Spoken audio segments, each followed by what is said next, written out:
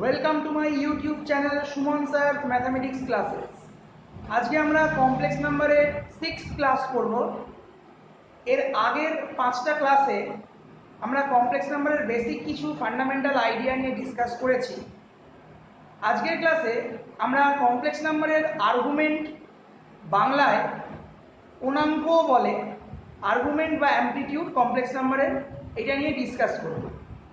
তো আমি রিকোয়েস্ট করব এই আর্গুমেন্ট ব্যাপারটা বোঝার আগে তোমরা পার্ট 1, পার্ট 2, পার্ট 3 করে আপ টু পার্ট 5 অবধি যে ভিডিওগুলো আমি আপলোড করেছি, তোমরা আমার ইউটিউব চ্যানেলে গিয়ে প্লেলিস্ট দেখবে, কমপ্লেক্স নাম্বার আছে, ওই কমপ্লেক্স নাম্বারের প্লেলিস্টে গিয়ে আগের ভিডিওগুলো দেখে নেবে।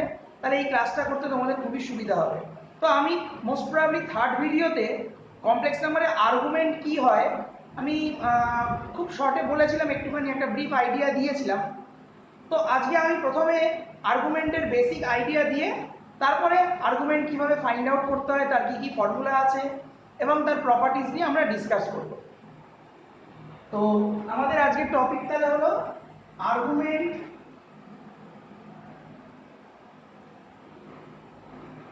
অর, এটাকে অ্যামপ্লিটিউডও বলে, amplitude of complex number.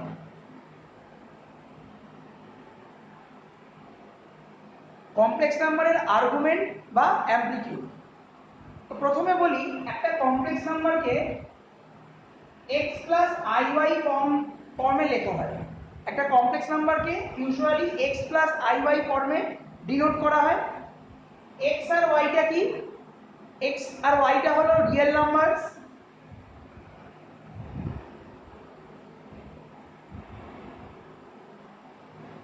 xy belong to set of real numbers। আর i এর পরিচয় তো আগেই বলেছি, √-1, i equal to √-1। এখন এই যে কমপ্লেক্স নাম্বারটা x প্লাস আইওয়াই, এই কমপ্লেক্স নাম্বারটাকে আমরা কমপ্লেক্স প্লেনে বা আরগান প্লেনে একটা পয়েন্টের সাথে কম্পেয়ার করতে পারি। সেই পয়েন্টটা কি? x, y। মানে রিয়েল পার্টটা হবে পয়েন্টের ভুজ বা অ্যাবসিসা, আর ইমাজিনারি পার্টটা হবে পয়েন্টের অর্ডিনেট বা কোটি। এখন এই পয়েন্টটাকে আমরা কি করব? আমাদের যে কমপ্লেক্স প্লেন বা আরগান প্লেন অর্থাৎ জটিল তল, সেখানে এস্টাবলিশ করব, প্লট করব।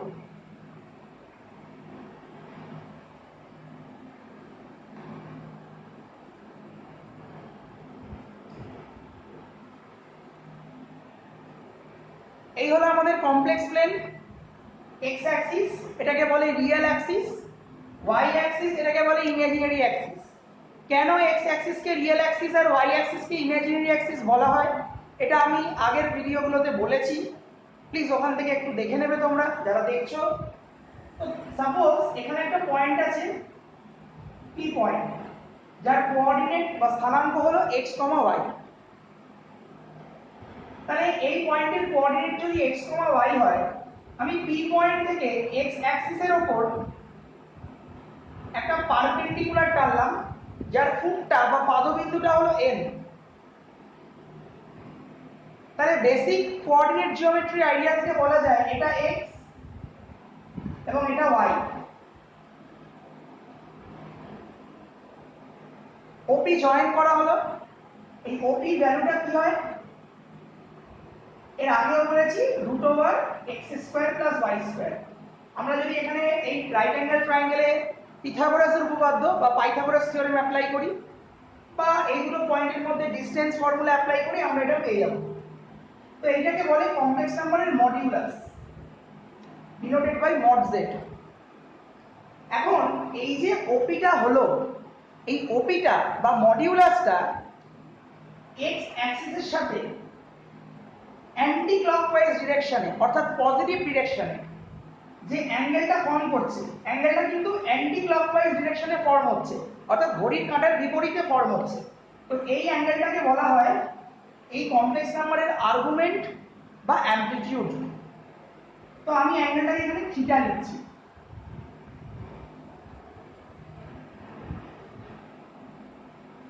তাহলে এই যে অ্যাঙ্গেল PON sec থিটা, এটাকে কি বলা হচ্ছে? Argument or amplitude of the complex number। এই কমপ্লেক্স নাম্বারের এই যে x প্লাস iy বা xy যে কমপ্লেক্স নাম্বারটা আছে তার আর্গুমেন্ট বা অ্যামপ্লিটিউড। আর্গুমেন্টকে শর্টে ARGZ আর অ্যামপ্লিটিউড যেহেতু AMPZ দিয়ে ডিনোট করা হয়। অনেক সময় ক্যাপিটাল AMPZ বা ক্যাপিটাল ARGZ দিয়েও ডিনোট করা হয়। তা তফাৎটা কোথায়? স্মল ARG আর ক্যাপিটাল ARG, স্মল AMP আর ক্যাপিটাল AMP এর মধ্যে তফাৎটা কোথায়, ডিফারেন্সটা কোথায়, সেটা আমি পরে আসছি। তার আগে বলি এই থিটার ভ্যালুটা আমরা ফাইন্ড আউট করব কিভাবে, বা এই অ্যামপ্লিটিউডকে আমরা ফাইন্ড আউট করব কিভাবে। তো দেখো এই যে রাইট অ্যাঙ্গেল ট্রায়াঙ্গেল, এখান থেকে যদি আমি cos থিটা বার করি, তো cos থিটার ভ্যালুটা কি হবে? Base by hypotenuse, that is x by, আচ্ছা হাইপোটেনিউজটা আমি r লিখছি। r কোনটা? r হলো root over x square plus y square, মানে যেটা হলো মডিউলাস। তাহলে cos থিটা কি হবে? Base by hypotenuse x by r, and sin theta কি হবে? Perpendicular by hypotenuse, that is y by r।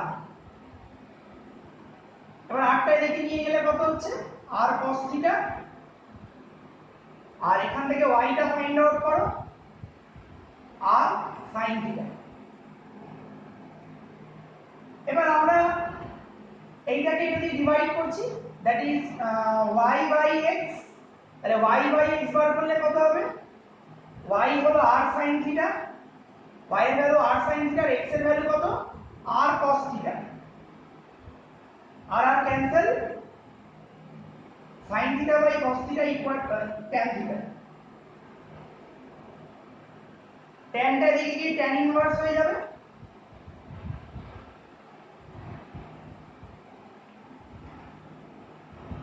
এইটা তোমরা ইনভার্স সার্কুলার ফাংশন যখন ক্লাস 12 এ করবে আরো একটু ডিটেইলসে জানতে পারবে যে tan ফাংশনটা এদিকে কি হয়ে যায়? tan inverse. তাহলে theta equal to tan inverse y by x হলো। এই থিটাটাই কি? থিটাটাই হলো কমপ্লেক্স নাম্বারের আর্গুমেন্ট বা amplitude, denoted by ARGZ or small ARGZ।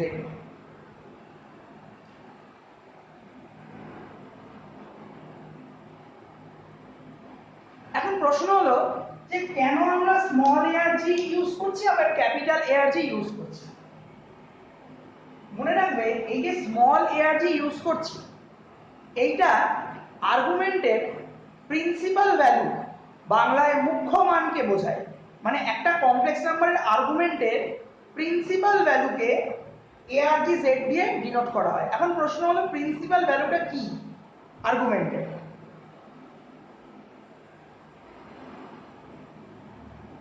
আর্গুমেন্টের প্রিন্সিপাল ভ্যালু হলো সেই সব আর্গুমেন্টের ভ্যালু যেটা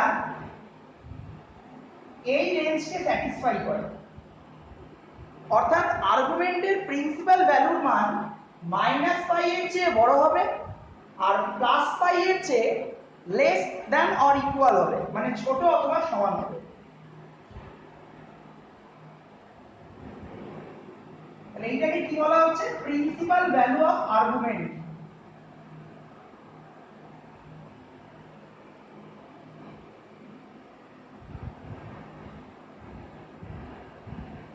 তো আর্গুমেন্টের প্রিন্সিপাল ভ্যালু বোঝাতে আমরা স্মল ARG নোটেশনটা ইউজ করব।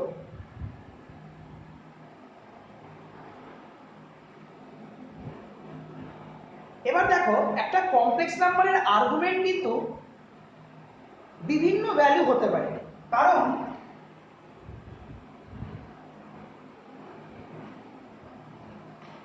সাপোজ এখানে একটা কমপ্লেক্স নাম্বার আছে xy,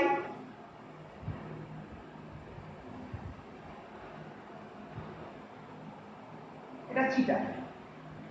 এখন দেখো আমরা যদি এইখান থেকে একটা কমপ্লিট রোটেশন দিই, মানে ওপি থেকে স্টার্ট করে আমরা যদি একটা পূর্ণ ঘূর্ণন সম্পন্ন করি, তাহলে কতটা ঘুরলাম আমরা? 2 পাই, মানে 360 ডিগ্রি রোটেট করলাম। তাহলে 2 পাই প্লাস থিটা, এটাও কিন্তু এই কমপ্লেক্স নাম্বারের আর্গুমেন্ট। কারণ আমরা যদি এইখান থেকে স্টার্ট করে একটা কমপ্লিট রোটেশন আবার দিই, আমরা তো সেম পজিশনেই ফিরে আসবো আবার। আমরা যদি এইখান থেকে একটা কমপ্লিট রোটেশন দিই, তো আমরা তো একই জায়গায় আবার ফিরে আসছি। মানে থিটার সাথে তাহলে আরো কত অ্যাড হয়ে গেল? থিটার সাথে আরো অ্যাড হয়ে গেল 2 পাই। এবার কেউ যদি এখান থেকে আবার একটা রোটেশন দেয়, মানে এইখান থেকে আবার একটা রোটেশন দিয়ে এখানে আসছে, তাহলে সেক্ষেত্রে থিটার সাথে কত অ্যাড হবে? 4 পাই, কারণ দুবার ঘুরলো, মানে 2 পাই প্লাস 2 পাই, তাহলে 4 পাই হয়ে গেল। তার মানে আমরা দেখতে পাচ্ছি একটা কমপ্লেক্স নাম্বারের আর্গুমেন্ট যদি থিটা হয়, তাহলে থিটার সাথে আমরা যতবারই 2 পাই অ্যাড করি না কেন, সবসময় কি বোঝাবে? ওই কমপ্লেক্স নাম্বারের আর্গুমেন্টকেই বোঝাবে। তার মানে আর্গুমেন্টটা থিটা প্লাস 2n পাই। এনটা কি বোঝাচ্ছে? নাম্বার অফ রোটেশন, মানে তুমি কতবার ঘুরছো। একবার ঘুরলে n এর ভ্যালু 1, দুবার ঘুরলে n এর ভ্যালু 2, তিনবার ঘুরলে n এর ভ্যালু 3। তার মানে দেখতে পাচ্ছি যে কোনো কমপ্লেক্স নাম্বারের আর্গুমেন্ট কিন্তু একটা পার্টিকুলার ভ্যালু না, অনেক ভ্যালু। ঠিক আছে, মানে আর্গুমেন্ট একটা মাল্টি ভ্যালুড ফাংশন, যার এনি টু ভ্যালুর মধ্যে ডিফারেন্স কত? 2n পাই ফর্ম বা 2n পাই। এখন আমরা কমপ্লেক্স নাম্বারের আর্গুমেন্ট কোন কোয়াড্রেন্টে কিরম হয় সেটা নিয়ে ডিসকাস করব।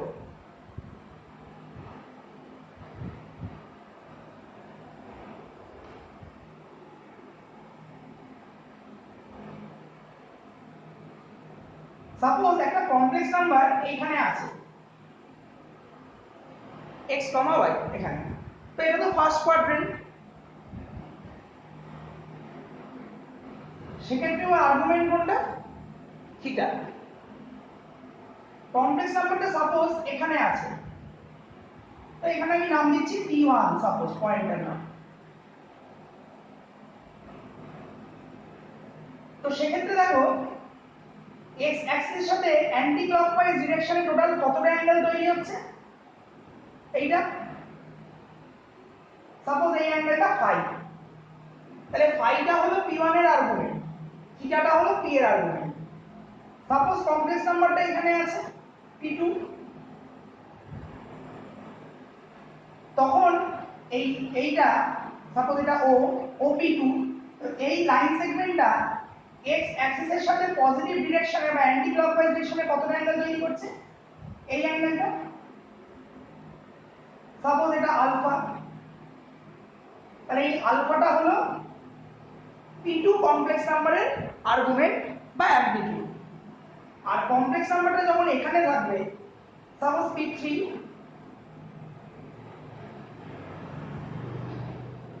এটা হলো OP3, মানে অরিজিন থেকে আমি জয়েন করলাম p3 পয়েন্টে, তাহলে x অ্যাক্সিসের সাথে অ্যান্টি ক্লকওয়াইজ ডিরেকশনে কতটা অ্যাঙ্গেল তৈরি হচ্ছে? এই এসে আপ টু এই, সাপোজ এটা বিটা, এই অ্যাঙ্গেলটা বিটা, মানে এইখান থেকে দেখো অ্যান্টি ক্লকওয়াইজ ডিরেকশনে, অর্থাৎ ঘড়ির কাঁটার বিপরীতে মাপছি আমরা সবসময় আর্গুমেন্টে। তাহলে এইটা হলো আমাদের বিটা, তাহলে বিটাটা হলো p3 কমপ্লেক্স নাম্বারের আর্গুমেন্ট। কিন্তু তোমরা দেখো এই থিটা এবং ফাই, থিটা এবং ফাই এই রেঞ্জকে মেনে চলছে, থিটা আর ফাই দেখো এই রেঞ্জকে মেনে চলছে। কিন্তু যখনই আমি আলফাতে আসছি, তাহলে এতটা তো পাই, এটা 180 মানে পাই, এবার আলফা আসতে গেলে কি পায়ের চেয়ে বেশি হয়ে যাচ্ছে, তো তাহলে পায়ের চেয়ে আলফা যদি পায়ের বেশি হয়ে যায়, তাহলে আলফাকে তো এই -পাই টু পাই এই রেঞ্জে রাখা যাবে না। কিন্তু আমি বলেছিলাম যে আর্গুমেন্টের প্রিন্সিপাল ভ্যালু বা মুখ্য মান সবসময় কোন রেঞ্জে থাকবে, -π থেকে +π এই রেঞ্জে থাকবে। তাহলে আলফাটা p2 কমপ্লেক্স নাম্বারের আর্গুমেন্ট বটে, কিন্তু আর্গুমেন্টের প্রিন্সিপাল ভ্যালু বা মুখ্য মান নয়। আবার একইভাবে p3 কমপ্লেক্স নাম্বারের আর্গুমেন্ট কোনটা, বিটা, যেটা পাই এর চেয়ে অনেক বেশি, কারণ এইখান থেকে এতটা এলেই তো পাই হয়ে যাচ্ছে, মানে 180 হয়ে যাচ্ছে, তারপর আরো এতটা গিয়ে তবে আমার বিটা কমপ্লিট হচ্ছে। বিটাটা p3 কমপ্লেক্স নাম্বারের আর্গুমেন্ট, এ নিয়ে কোনো ডাউট নেই, but beta is not the principal value of argument of p3।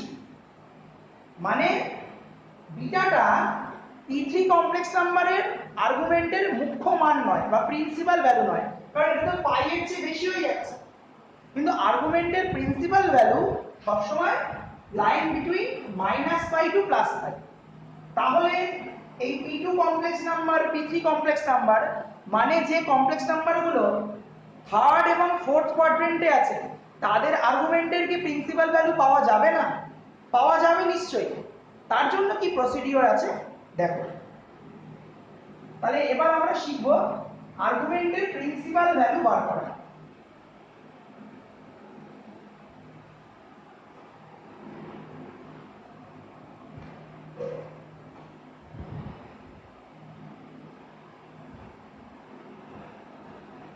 Principal value of argument, দেখা যাচ্ছে না, সরি।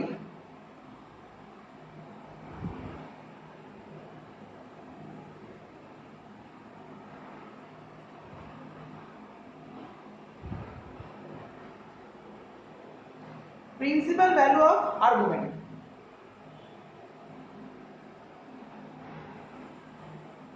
এটা আমাদের কমপ্লেক্স প্লেন।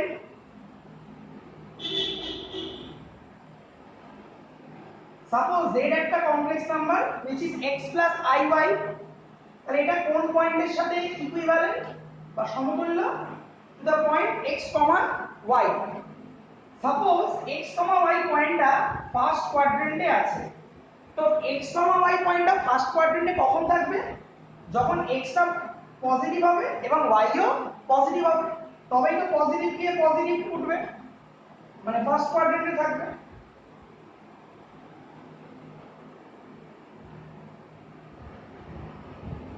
এটা থিটা,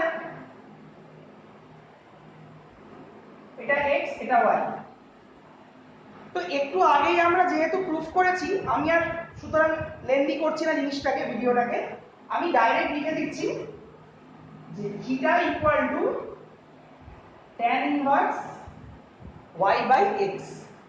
তাহলে যখন কমপ্লেক্স নাম্বারটা ফার্স্ট কোয়াড্রেন্টে আছে, তখন তার আর্গুমেন্টের ফর্মুলা কি, theta equal to tan inverse y by x। তাহলে when z lies in first quadrant, then arc z, দেখো এখানে স্মল arg লিখেছি, তো স্মল arg লেখা মানে কি, আর্গুমেন্টের প্রিন্সিপাল ভ্যালু বা মুখ্য মান, সেটা কত, tan inverse y by x। এটা হলো আমাদের ফার্স্ট কোয়াড্রেন্টের জন্য ফর্মুলা। এবার কমপ্লেক্স নাম্বারটা যদি সেকেন্ড কোয়াড্রেন্টে থাকে, কমপ্লেক্স নাম্বারটা যদি দ্বিতীয় পাদে বা সেকেন্ড কোয়াড্রেন্টে থাকে, তো তখন দেখা যাক কি হবে। সাপোজ কমপ্লেক্স নাম্বারটা এখানে আছে,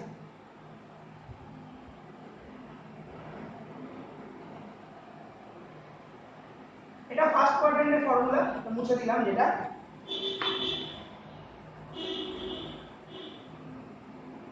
তো দেখো z যদি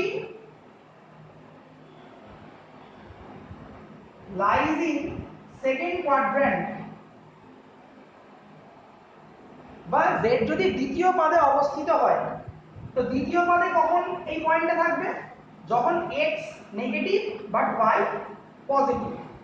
x টা নেগেটিভ হতে হবে, y টা পজিটিভ হতে হবে।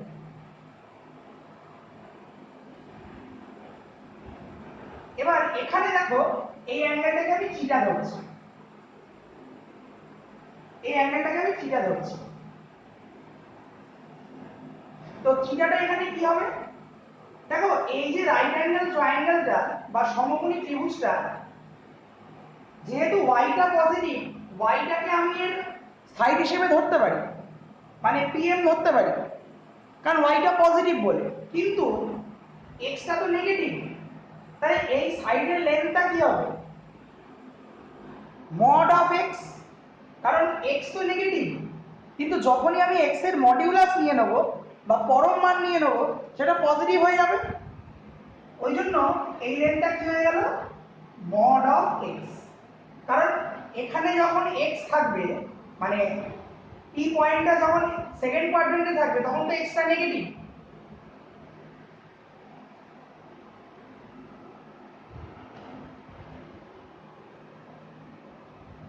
এবার এখান থেকে সিম্পল ট্রিগোনোমেট্রি দিয়ে কি বলা যায়, যে tan theta equal to perpendicular by base, লম্ব বাই ভূমি, that is y by mod x। তাহলে থিটা ইকুয়াল টু কি হচ্ছে, tan inverse y by mod x, tan inverse y by mod x। এবার আমাদের আর্গুমেন্ট কোনটা, আমি কি বললাম, এই ওপিটা এক্স অ্যাক্সিসের সাথে যে অ্যাঙ্গেলটা করছে ঘড়ির কাঁটার বিপরীতে বা অ্যান্টি ক্লকওয়াইজ ডিরেকশনে, তো কোন অ্যাঙ্গেলটা করছে, এই অ্যাঙ্গেলটা করছে। এটা কিন্তু আর্গুমেন্ট না, এক্স অ্যাক্সিসের সাথে অ্যান্টি ক্লকওয়াইজ ডিরেকশনে যে অ্যাঙ্গেলটা করছে, অর্থাৎ ঘড়ির কাঁটার বিপরীত অভিমুখী অ্যাঙ্গেল, এইটা হলো আমাদের আর্গুমেন্ট। তো এই অ্যাঙ্গেলটা কিভাবে বার করব, পুরো অ্যাঙ্গেলটা কত বলো, পাই, পুরোটা পাই, পাই থেকে এটাকে মাইনাস করব, that is pi minus theta. তাহলে পাই মাইনাস, আর থিটাটা কত, tan inverse y by x, y by mod x। তাহলে এইটা হলো কমপ্লেক্স নাম্বারের আর্গুমেন্ট যখন কমপ্লেক্স নাম্বারটা সেকেন্ড কোয়াড্রেন্টে আছে। এবার এখানে আমি একটা তোমাদের জন্য ইজি করে বলছি, এই মডটা কোথায় আছে, y এ আছে না x এ আছে, এটা কনফিউশন হয় পরীক্ষার সময়, যদি মনে রাখতে না পারো তোমরা পুরোটারই মড নিয়ে নেবে, তোমরা পুরোটারই মড নিয়ে নেবে। কারণ দেখো y তো এমনিতেই পজিটিভ, তো তুমি যদি এক্সট্রা একটা মড নিয়ে নাও, তাতে তোমার রেজাল্টের তো কোনো প্রবলেম হবে না, রেজাল্টে তো কোনো এফেক্ট পড়বে না, কারণ পজিটিভের মড পজিটিভই হয়। তো ওই জন্য আমরা পুরোটারই মড নিয়ে নিলাম, তাতে ফিউচারে আমাদের কনফিউশন থাকবে না যে কোথায় পজিটিভ নেব কোথায় নেগেটিভ নেব। তাহলে z যদি লাইজ ইন সেকেন্ড কোয়াড্রেন্ট হয়,